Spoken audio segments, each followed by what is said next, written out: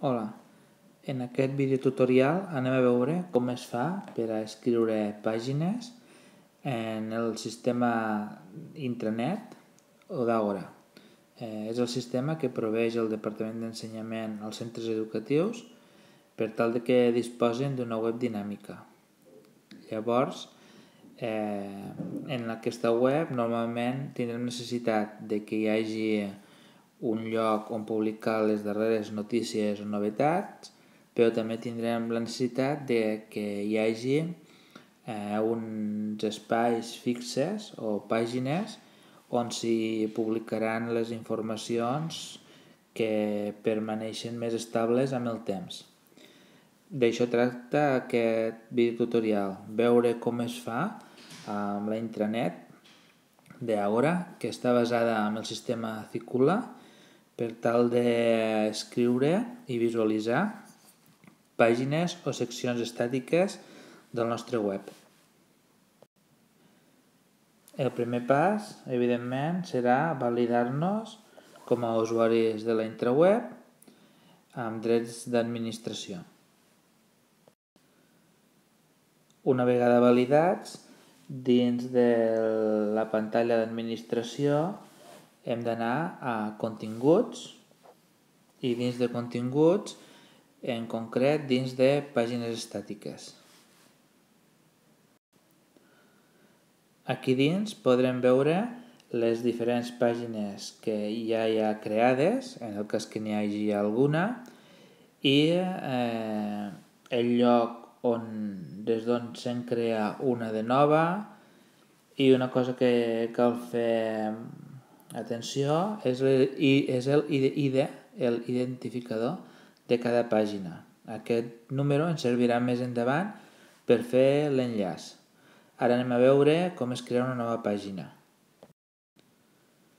Quan creem la nova pàgina, el més important és omplir el camp títol i després el contingut, on tenim un editor visual d'HTML amb les icones més habituals. També podem assignar la pàgina a una categoria determinada i això significa, en cas que ho vulguem fer així, que anteriorment haurem d'haver definit quines categories hi ha. De moment, en aquest videotutorial, editem una pàgina senzilla. Un exemple pot ser la pàgina que es veu a continuació, que està ubicada en la web del Servei Educatiu del Baix Ebre, en concret a l'apartat de com contactar-hi. Aquesta pàgina ofereix informació que és estàtica amb el temps. Si visitem aquesta pàgina, veurem que en el navegador hi ha una adreça molt concreta. L'adreça que veurem en el navegador és similar a aquesta. Canviarà el cas per a cada centre el nom del centre i també canviarà l'identificador. Com hem vist abans, cada pàgina té un identificador i per tant s'hi podrà accedir a cadascuna d'aquestes pàgines si hi posem un enllaç que apunti en aquesta adreça, amb la particularitat, una vegada més, que el nom del centre serà diferent en cada cas i l'identificador de la pàgina també. Per tant, ara, per posar aquesta pàgina en algun lloc de fàcil accés, per exemple en el menú lateral, anirem dins del tauler d'administració a l'apartat de sistema i en concret a gestor dels blocs. En aquest exemple es poden veure els blocs creats i si en volem fer un de nou hem d'anar a l'opció crear un bloc. Cal fixar-se que els més habituals han de ser del tipus menú, ara ho veurem. Llavors, quan creem un nou bloc, hi ha que posar-hi un títol. És important el tipus de bloc, en aquest cas gestor dels blocs, bloc de menú. I l'altre aspecte important a tocar és on el posem, si centrat a la dreta, a l'esquerra. Veiem aquí que el volem posar en la barra lateral esquerra i tot seguit a la part inferior hi posarem el contingut d'aquest bloc amb els diferents enllaços a les pàgines que nosaltres vulguem posar. Aquí s'ha fet un exemple senzill on en el títol s'ha posat Xtech i l'adreça on farem cap és l'adreça d'Xtech per comoditat i perquè tothom la coneixem, però el que caldria fer seria aquí on posem la URL posar-hi la URL de la pàgina que hem vist abans. I en el text o el títol de la pàgina.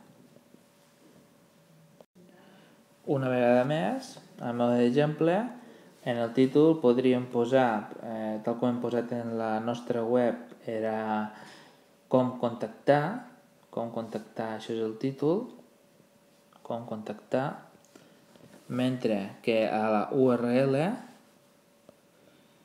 hi hem de posar l'adreça de la pàgina que hem creat. Aquí el més important és que totes les pàgines tindran la mateixa URL exceptuant l'identificador de pàgina. Cada pàgina té assignat un identificador diferent. Ara el que queda és veure dins del bloc lateral esquerre, on ja apareix el nostre bloc que hem creat ara a mode d'exemple, veure com podem fer per a que aparegui o més avall o més amunt segons l'ordre que li vulguem donar. Aquesta opció la configurarem a la part inferior de la mateixa pàgina de gestió de blocs i clicarem normalment només sobre l'opció esquerra perquè el projecte Aura, a través de les plantilles que té predissenyades, ens permet tocar només l'opció de l'esquerra. I aquí ens apareix l'ordre dels blocs i podem modificar-los simplement soltant i arrastrant tal com veiem que es visualitza. I amb això ja tindrem configurat els blocs laterals que faran referència o bé a pàgines externes, en el cas que les adreces URL siguin externes, com hem vist en l'exemple d'Xtech, o faran referència els títols i els continguts dels blocs a pàgines internes de la nostra intranet on hi haurà informació que normalment acostuma a ser més estable o menys canviant amb el temps.